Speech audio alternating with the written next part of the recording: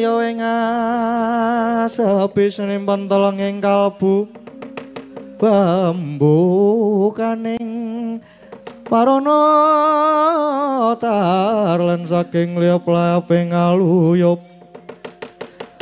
pindha wasating sumpena sumusuping rasa jati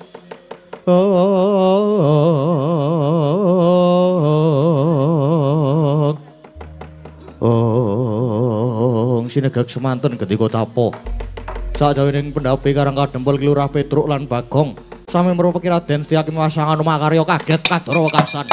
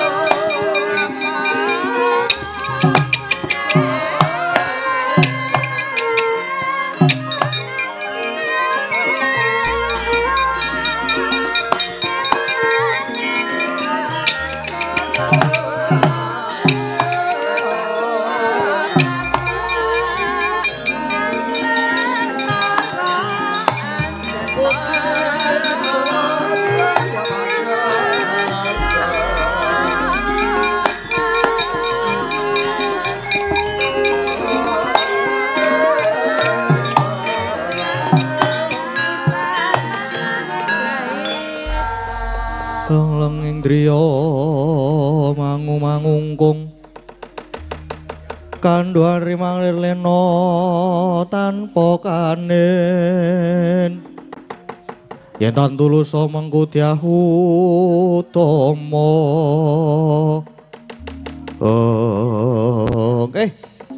Ndara Setyaki rening kula wae wau dereng kober mbageke wilujeng to Den bakti kula katur nggih Den ya Witruk tak tampa lan pamujimu slamet tekaku ning kene bakti kula Gus, bakti kula Den. Yo, Bagong tak tampa. Petruk. Iki ngarep iki lak Anoman to? Nggih, Lurah. Slamet nggih. Pangestunipun wilujeng Lurah. Reneng aku mau ora melu nyaket. Wong nunggu ana jaba piye sing dadi dawuhe bapakmu. Monggo iki mah aku weruh Pendhita Durna Sajahe teka rene. Ana apa? Yen pancen gawe geger tak jangkai dhewe. Nggih sabar. Jangkah yo jangkah ning nggih sabar riyin Den. Ndara niki malah kebenaran banget. Dene Ndara Setyaki lan Anoman malah ugi sami wonten mriki. Margi niki wau critane kakekne Semar Barda Wawan Rembag kalih Sinuwun Punta, Sinuwun Kresna, Ndara Werkudara, Ndara Janaka. Pancen banjur ketekan Pendhita Durna sing surasane jare negara Ngastina lagi nandang pagebluk. Seranane kudu mboyong Bapak Semar. Ning bapak sajake wis krasa nek arep diboyong ning negara Ngastina ki mesti mung arep didadekke tumbal.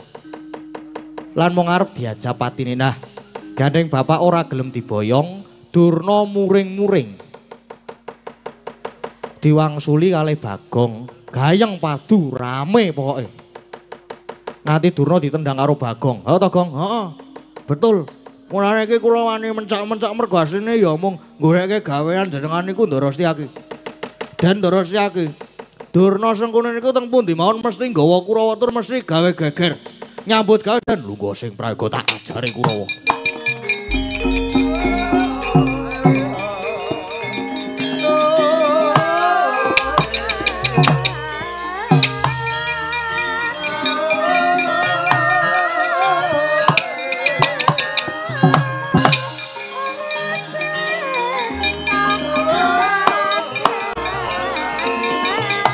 Gong. Oh.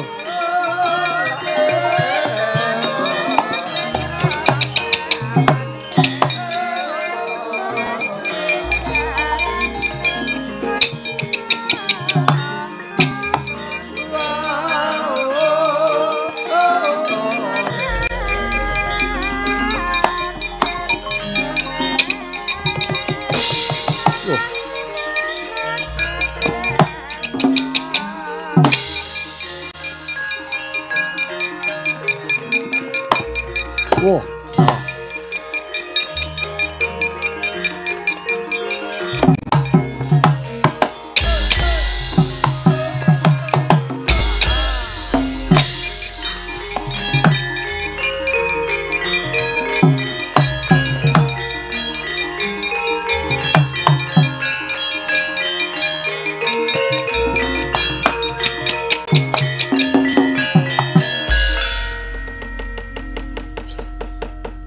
Sikro bala kang tumingal Prangat campo kang samya ngedali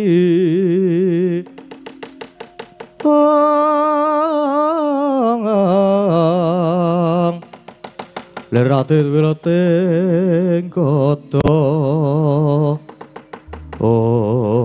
ngalah dalah sing tak goleki Bagong ning iki sing methuke aku ora pangling Sedya iki dasar para nyata. Ayo Karto Marmok parat. Sugal wuwusmu babamu. Papan Kurawa ning di papanmu gawe geger saiki. Di Bagong. Wani tamah karo Bapa Durna semira. Bagong kon rene tak tugele gulune Bagong. Ora perlu ngebok Punakawan. Lan kowe arep gawe rusak Karang Kadempel. Sedya iki sing saguh mbabati Kurawa babu. Ngemping loro nggih Japati wani eling aku apamu sing tau dene wah maju tiban tangan pecah siramu Sena pangedamu tak tebak dadamu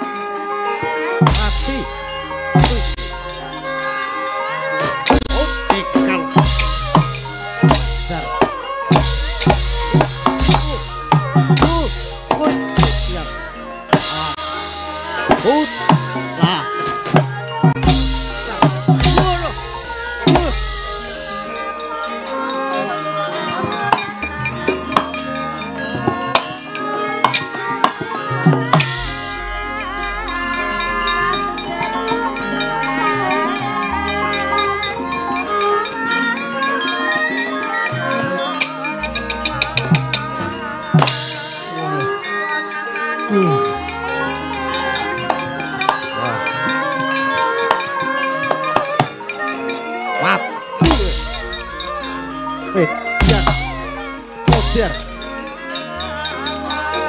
Oh, ya.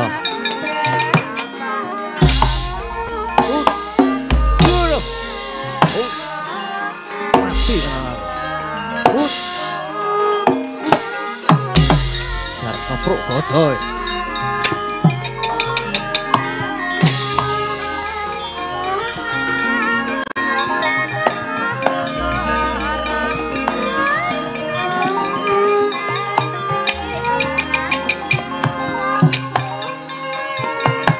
Joindro.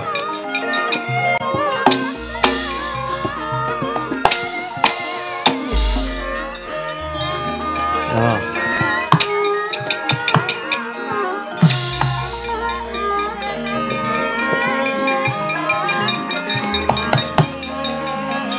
Asyik.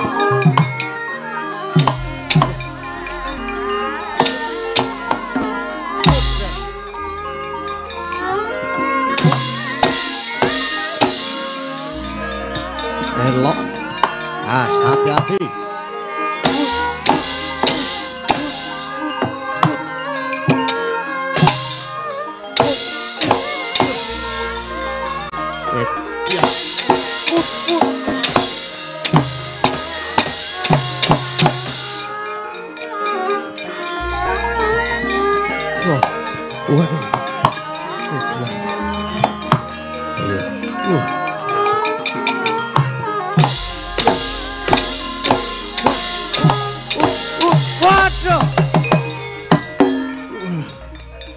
Waduh.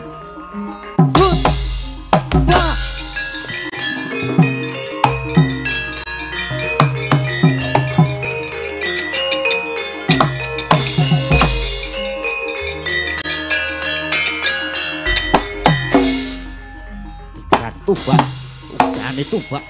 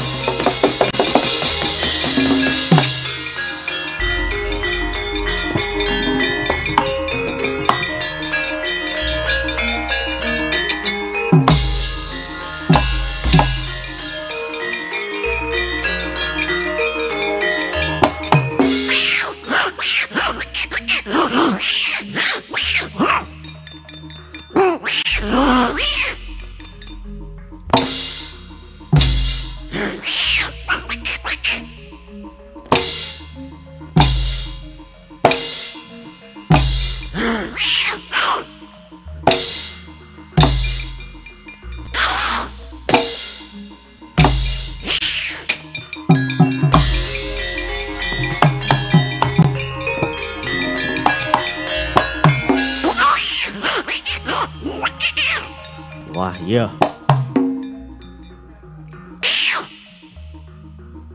Tak terangtung.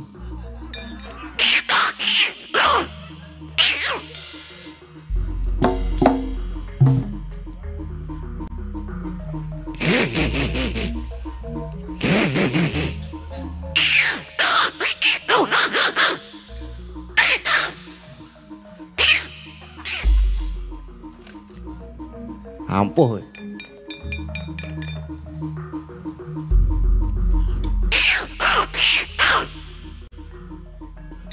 As Joindro.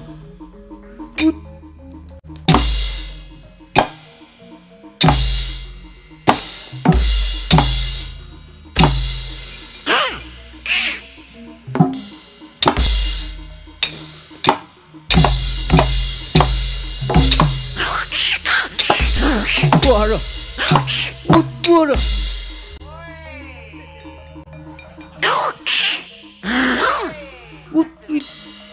Mau biar kowe.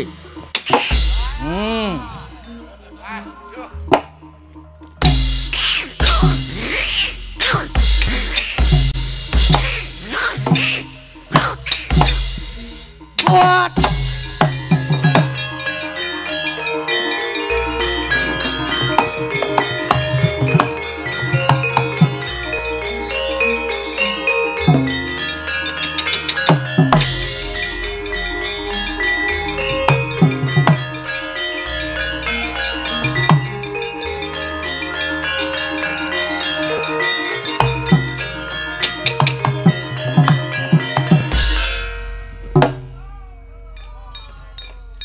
Waduh. Pecah lho, Man. Ngapa kowe iki? Ngapa? Lagi perang ngono. Ayo mundur kono kalah kok. Kula semanggaken, Man.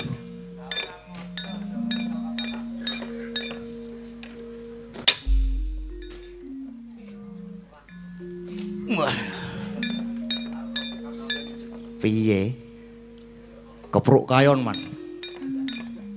Dasdes neng ora pas. Lah ora pas kepiye ta? Cek dilabes.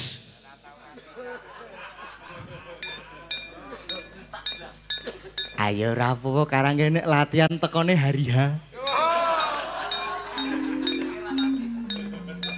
Latihan ning hari H. Ha nggih. Kula semaken, Man. Dur sasana. Man. Yun, rene ya. Wis rasa nganggo halu babu. Ndak do bengok-bengok.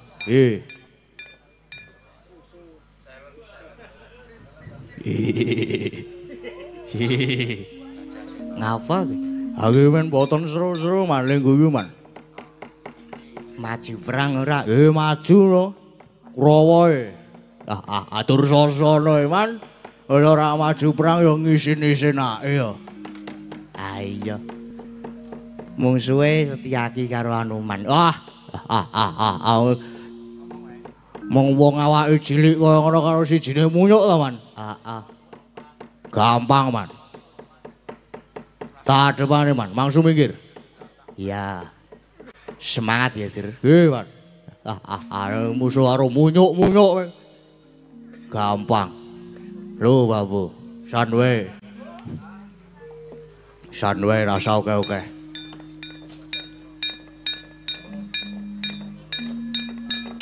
Wah. Iki mesti garak iki. Iki kancane sik neng pasti iki mesti. Nunut liwat kowe di nganu grobyak-grobyak ngono. Jan rada angel cekelane.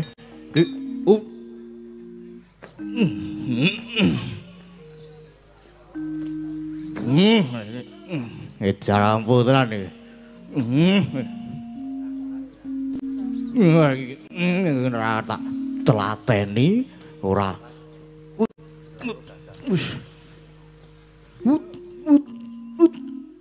Ayo puteran iki ane.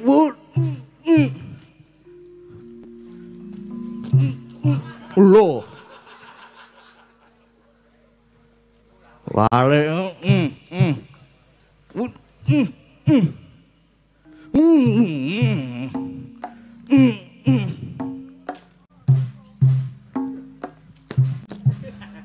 Wah, asem iki.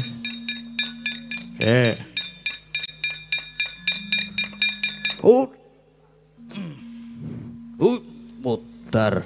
1, 2, 3, 4, 5, 6.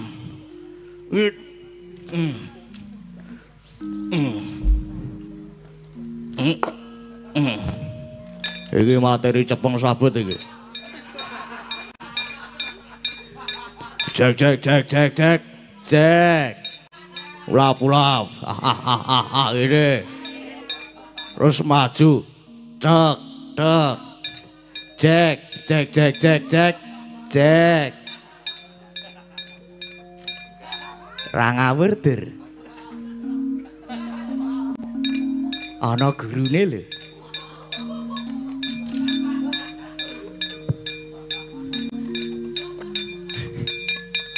Iki munyuk angel tenan cekelane. Des ngono lho. Baleni.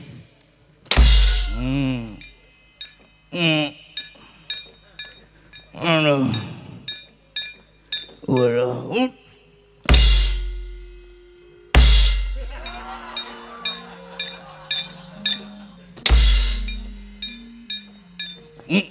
Waduh, mati saudaraku. Wah, sapi. Rada rene sithik. Wah, apik. Wah, to.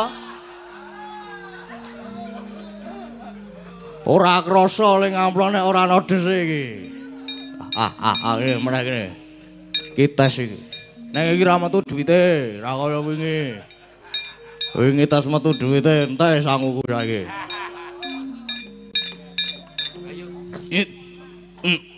Cek cek cek cek. Cek cek. Ya. Aku kok krungu sak desan 100 mo ya. Waduh. Waduh mati aku.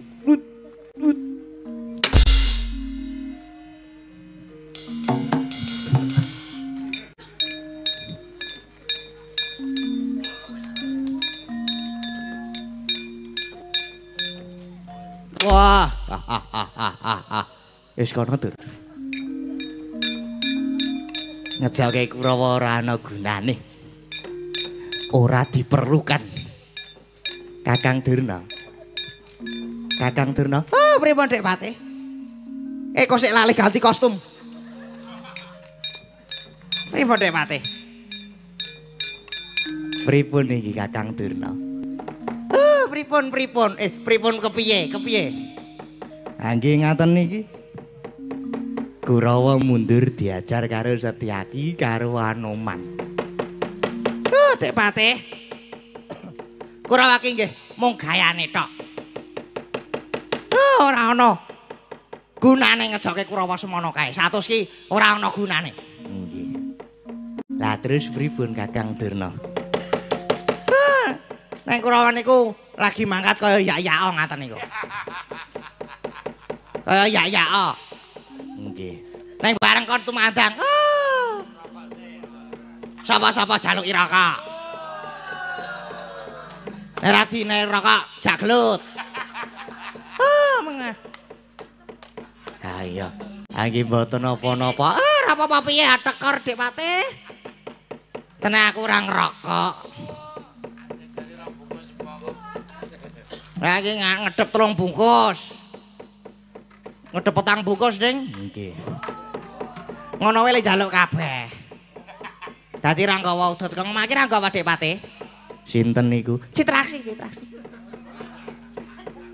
Pun mboten enten gunane Dik Patih, mboten enten gunane. Lah nggih. Lah terus niki pripun? Monggo jare sampeyan awake dhewe teka nang Karang Kadempel niki etok-etok arep boyong Semar. Ning jane mung arep ngrenah padine Semar. Merga Semar niku ya dianggep dadi kekuatane Pandhawa. Terus pripun? Dik Patih. Nggih. Kurawa mang dawuh mundur. Mang dawuh mundur nek kok penjalin. Oh nggih. Lah sampean, Dik Patih. Kula tak golek Pitasraya. Pripun? Mencari bantuan ki lho Dik Patih. Oh nggih. Kula namung manut mawon. Kula pun manut. Neng kira-kira kasil to niki. Moh lho kula nek mboten kasil. Pun to. Ampun sumelang. Ngaja sumelang, mang percaya kalih kula. Kula ajeng sowan Hyang Pandya Penari Durga ajeng nyuwun pitulungan. Oh nggih. Nggih nek ngoten sewang-sewangan lampah kula tak ngundurke Kurawa sampean muga-muga bisa kasil Kakang Durna. Nggih.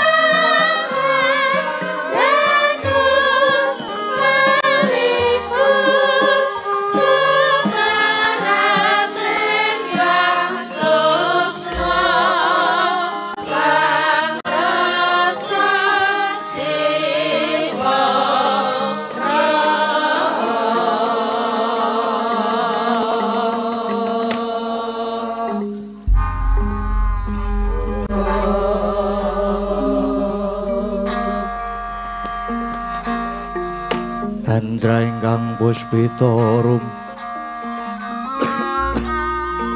kasiring samira nomre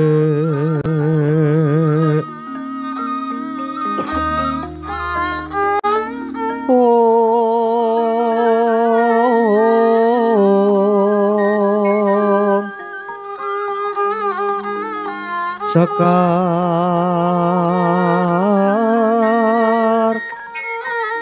kadung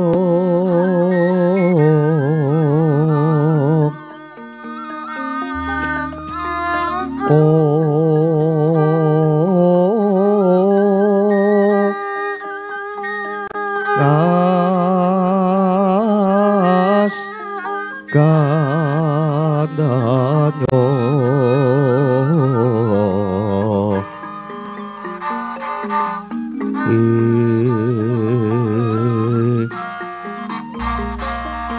maweh raras retnaning driya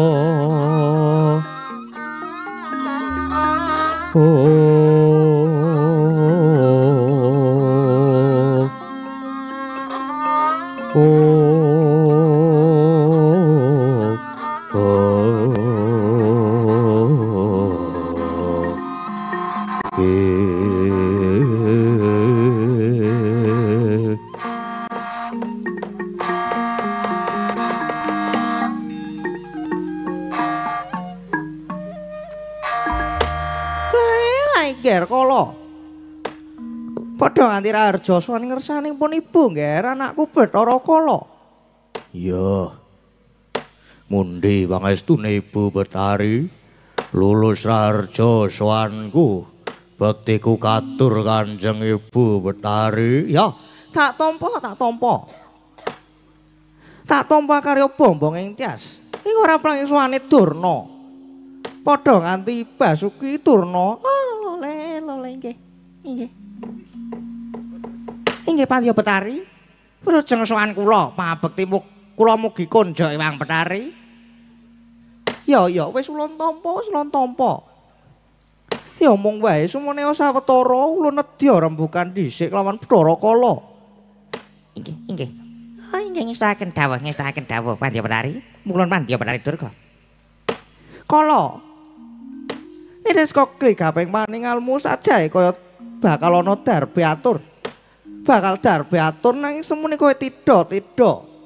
Mara gage matura Kala. Ya Ibu Betari. Sing dadi wetenging atiku kuwi wiwit biyen aku lan Ibu Betari kuwi dipapanake ana pasetran Ganda Lumayit. Nalika semono wanter dawuh pangandikane Hyang Adi pukulun Bathara Guru. Aku bakal diparingi pangan. Jarene sapa kang klebu Sukerta kuwi dadi mangsane Bathara Kala sakwadya balane. Nanging dinamune nganti tekan seprene saben-saben aku golek wong Sukerta nadyan siji wae ora ana. Malah kepara saben-saben aku arep ngrangsang bocah Sukerta. Mesti aku ketemu titah kang bisa maca tulis sing ana jroning awakku. Wanter dawuh guru bapakku, yen kepethuk wong kang bisa maca tulis sing ana awakku, nadyan klebu Sukerta nanging aku ora kepareng mangsa. Mula nganti aku ketemu dalang sing bisa ngruwat jenenge Dalang Kandhabuwana. Dalang ruwatiku mau bisa maca tulis sing ana sarandunging badanku. Banjur aku mlayu sipat kuping. Wedi karo dalang kuwi, Ibu. Umpama aku wis ora iso mangan wong Sukerta, aku supaya mangan wong kang aran Leksana. Nanging nyatane wong Leksana ya wis ora ana. Wong Sukerta kaya dene bocah gendana gendine untang-anting, sendang kapit pancuran kapit sendang. Lumut ing tunggake ngaren. Kabeh ya wis ora ana. Piye iki, Bu? Apa selawase aku ora oleh mangan, Ibu? Aku ngelih. Aku kepengin memangan, Ibu, mbok ya melu menggalih. Piye aku iso oleh mangsa, Ibu? Lae kala. Rene aku iki mundi dawuh saka Iwang Adipu kula ora mesti Bathara Guru supaya ngreksalan momong para baju barat. Aja sumelang. Aku mesti bakal mbudidaya, Nger. Saka peteng kumati apa to kowe sejatine ana kang klebu dadi Sukerta sing dadi panganmu. Ya kuwi sing sinebut Pendhawa 5. Kuwi sing dadi pepalang sangaring laku. Oh, apa Pendhawa kuwi uga mlebu nang Sukerta? Iya. Obat kuwi ya klebu dadi panganmu. Masa iki ngene, Nger. Iki ana dalan prayoga krana kalenggan iki Pendhawa lagi mapan ana ing Karang Kadempel. Bakal padha sabihan tunggone Kakang Semar bakal mbangun desa Karang Kadempel. Mula prayogane kowe wae saiki njuju kok Karang Kadempel iki rigodha para Pendhawa nyabarake gegayuhane Kakang Semar kala. Juangkang Rusra Sumbar Katar-watar bumi kunjing Maludo guntur ketuk Arjoko blai-blis lanat padha jek-jekan. Ibu Brari kaya wis terwaca sing dadi dawuh pandhikane Ibu. Yen mangkono dina iki uga aku nedya budhal ana Karang Kadempel. Mung wae pangestune Ibu Bathari sing tak suwun. Iya ya, Nger, kala sing praetno ati-ati ya, Nger, kala.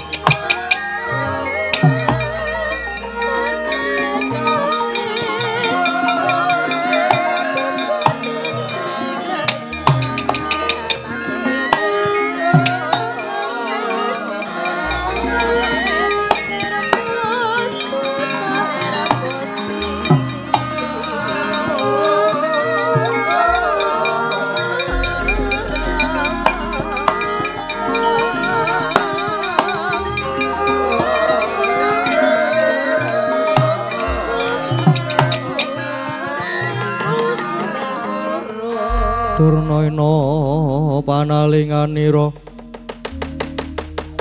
lumajaring ratri dinangga jangganira dening Sang Tresna Jumana.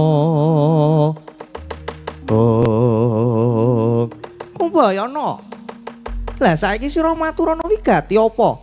Oh lole Dapu kulon estunipun kula sowan kula menika namung badhe nyuwun senjata pitulungan.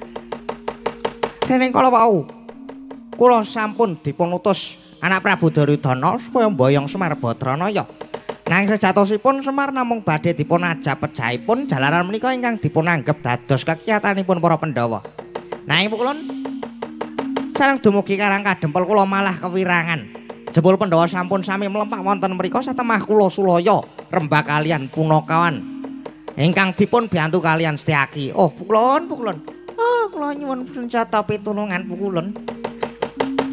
Obat lain ya Durna ya. Jang kita wis mirang dhewe nggon ulun rembugan nglawan Bathara Kala iki. Yen ulun uga sedya ngiri godha lan nyabarake apa kang dadi gegayane Kakang Semar. Kamengkono aja sumelang. Ulun bakal paring pambiyantu. Waduh. Oh, matur sembah nuwun sanget. Lajeng keparingipun obat ya mengko sedya tarik kada ya Jaramaya. Jaramaya.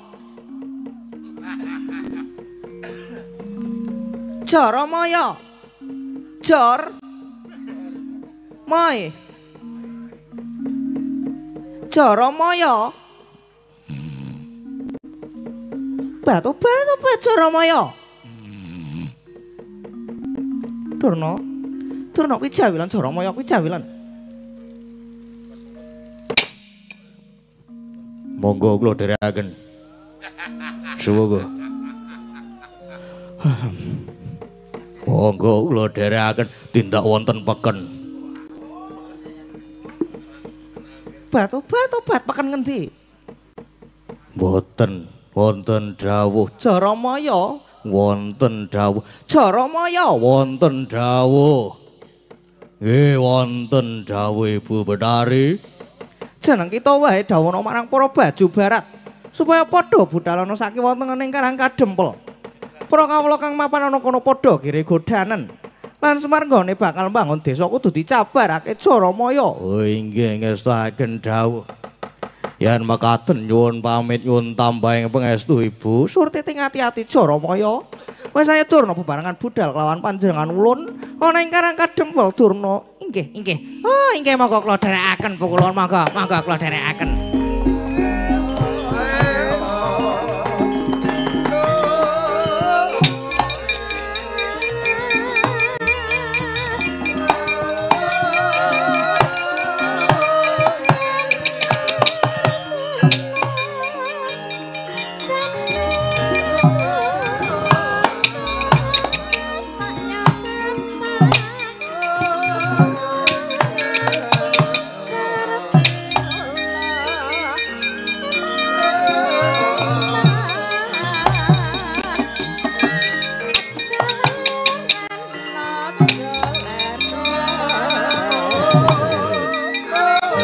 Ayo padha budal.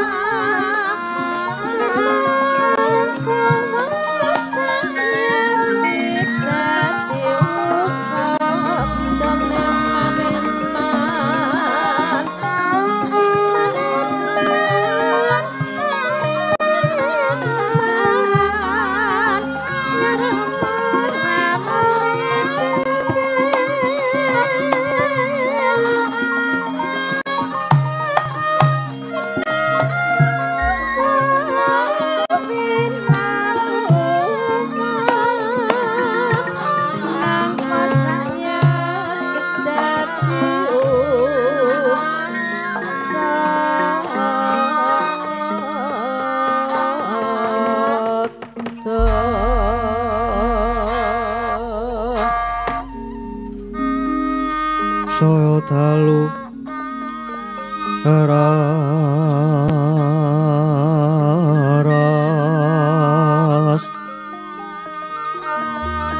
apyara sorot lintang ganggu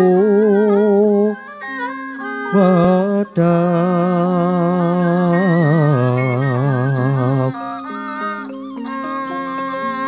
titi sonya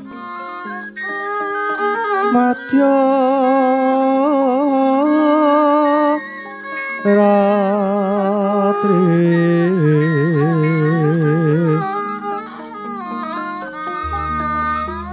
lumrang kandaning pos pita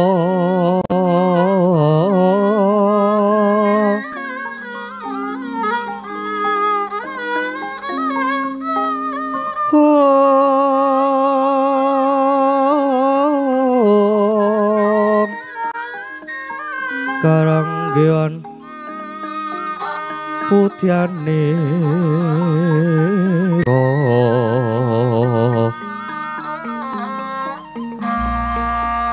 sang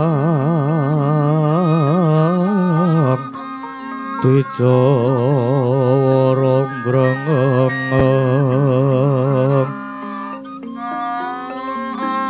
lir swaraning madu branta manungsung sarining gembang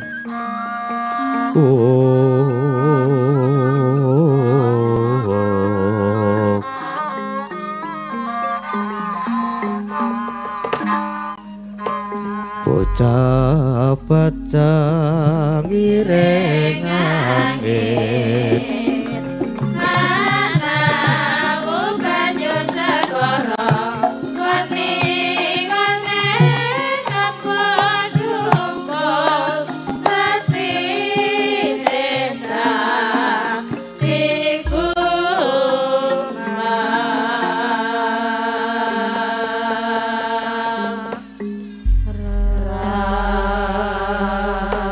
Sireping sang ngarako gumantos sing dalu jroning ratri dereng wonten ingkang kacarita.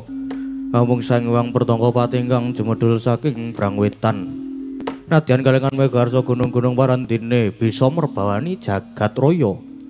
Dupi tata sing kamantian dewasane nengna wau kawusa wancinimus ngancik gara-gara Sukramangkara tumpak mendo tete kalapa sumawar cita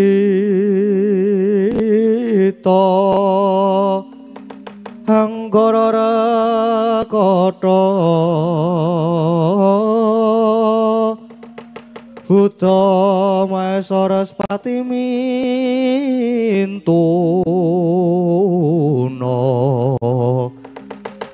Eka Dwi Tricatur Panca Sacapta Hasta Astana Dasa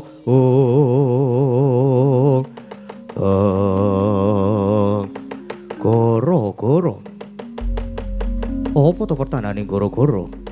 Goro-goro ing jagating pakliran saking namung rumati mijilira parepat punakawan. Kilurah Sumargaring Petruk semauna kilurah Bagong. Ingkang sami gegojekan madyaning ora romba alon arire.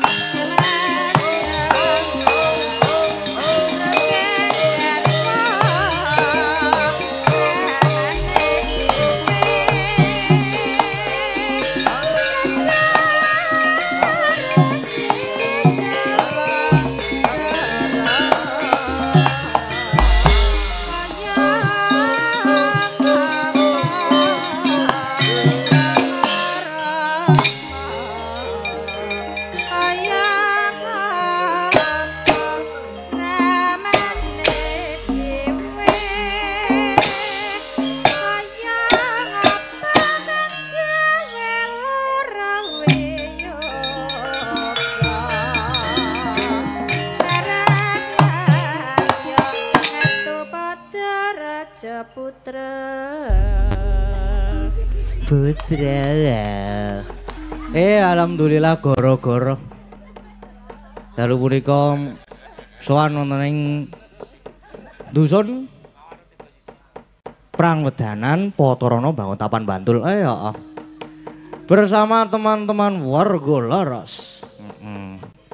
Sekarang aku ki awakku pirang-pirang dina iki lagi pelu. Lagi gak sehat gak enak badan. Lagi flu, lagi batuk berdahak. Soalnya entek sangune. Aku bengi iki ora arep apa jenenge ngetes yoga-yoga wis ora arep meneh aku. Bengi iki wis kapok aku iki pisan. Soale ditku entek kari 14.000 apa ya ning dompet iki. 14.000 mau wis tak nggo ngangkring. Sekarang yo ditinggal mbokne dolan luar kota. Nang omah jane sepi, jane dhewe. Neng yo jane nek karepku ki pengen tak sewake nggone. Omahku ki pengen tak sewakne. Monggo mumpung kosong. Dadi jane ki nek kosong ki aku rada bebas. Neng mengko aku meng Semelangku ki nek kanca-kanca yoga ki terus do teko. Engko ana sing macem-macem. Ana sing WA engko ning omah ora ding. Terus ana meneh sing WA, Mas ning omah ora Mas. Sapa kuwi? Kae kancaku. Kancaku yo sok-sok, Mas ning omah ora Mas info apa ora dedet tok diinfo, kepruk sirahmu malah. Kene kira dedet ya diinfo. Kejem aku nek ora dedet kejem aku lagi. Ki dompetku trimo ra tak gawa kok ndak entek. 12.000 ki nggo penguripan sesuk, Je. Dutku yang meng kari rong lencer iki, waduh. Pahit. Mau sing siji ya wis tak menehke sing rebab. Getun jane getun. Getun timbang mburi. Neng ora dadi apa. Amal. Amal ibadah. Ayo pisan-pisan ki yo ngetokke Petruk sik ngene iki. Nah terus bareng njuk engko ngetokke gareng karo Bagong mumet ndase. Neng ya ora apa-apa. Karo ngundang-undang apa jenenge? Iki oh iya aku rong ngaturke acarane iki. Senajan mau wis diaturke ning limbukan ngono. Ning iki acara memperingati 13 tahun Undang-Undang Keistimewaan DIY tingkat Kabupaten Bantul dan juga Merti Dusun. Lho nanggap wayang. Besok tahun depan nanggap Om Geswan. Genti tak jaluki. DP-ne sing tak jaluk. Aku wis dendam aku tekan saiki jane iki. Jane DP ku ki kena dienggo seneng-seneng kena dienggo info mau kae kok manggo tuku wayang. Ora tekan gone. Ngono ya Mbak Ayu ya meng meneng wae ora WA. Mbok lapor-lapor ngono lho. Ngono dadi engko kira-kira kapan le wayangan potong gajine. Kejem aku arepan kok. Nek mayang kejem nek ning isor awani apa-apa aku. Nah, kepruki tenan aku engko ndakan. Mau wis dijotosi aku mau linggo kono mau. Menyesal aku. Penyesalan seumur hidup pokoke. Lungguh jajar Om Geswan ki. Tak jajari iki tak kira ya arep menehi wejangan. Ngilmu kasampurnaning urip. Banyu suci Aki Perwito. Neng kok jebul malah ngene dute. Dut wae gelut. Oh. Wae resiko jane aku ki. Jane mangkat ngene iki aku ya toh nyawa jane. Nek kok nek ora ono Om Geswan ki sepi rasane. Sepi. Karang yo apa jeneng ide-ideku ki muncul dari sana. Sekolahku dolan ning kidul ki wah jan gayeng nek ning kono. Umpama ana Bagong ngono Bagong wis tekon, gayeng piye truk ngono kuwi. Gayenge yo dinengke ning ngarep mengan dinengke ning teras. Kuwi wis gayeng banget kuwi. Dinengke ning teras tinggal turu. Nah pancen sumber inspirasi tenan kok nek ning kono ki.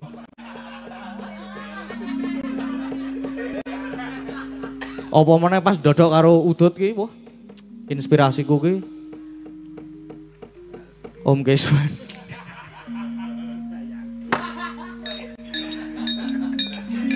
Dolopku neng mburi dolopku. Wingi ngopo wingi? Kok terus wingi?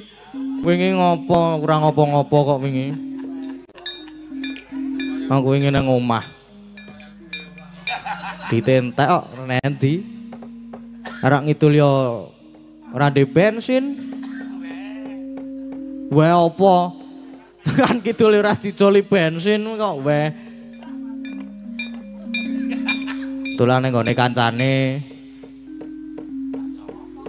Bul ra ndek apa-apa, ayo.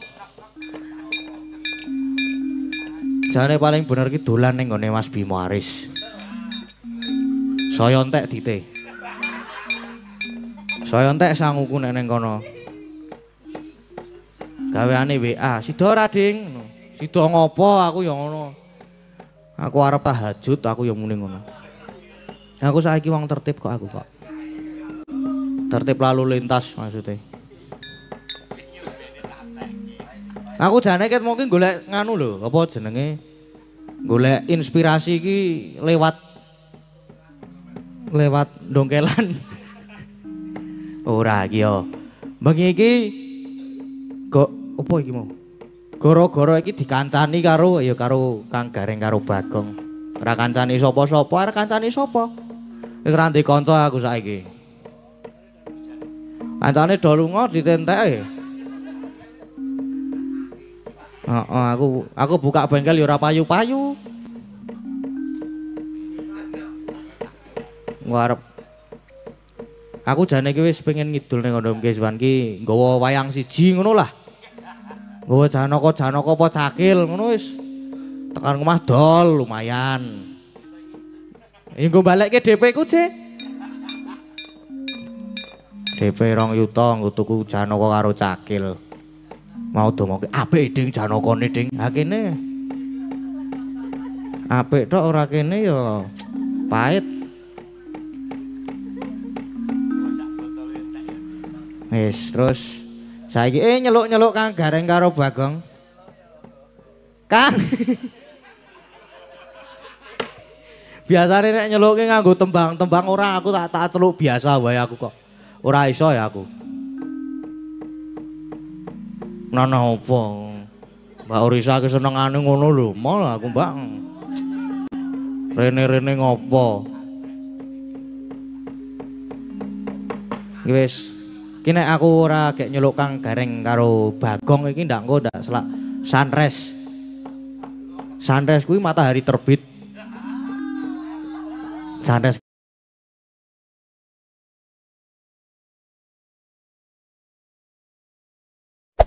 Hey there. Subscribe to my channel. And also press this bell icon.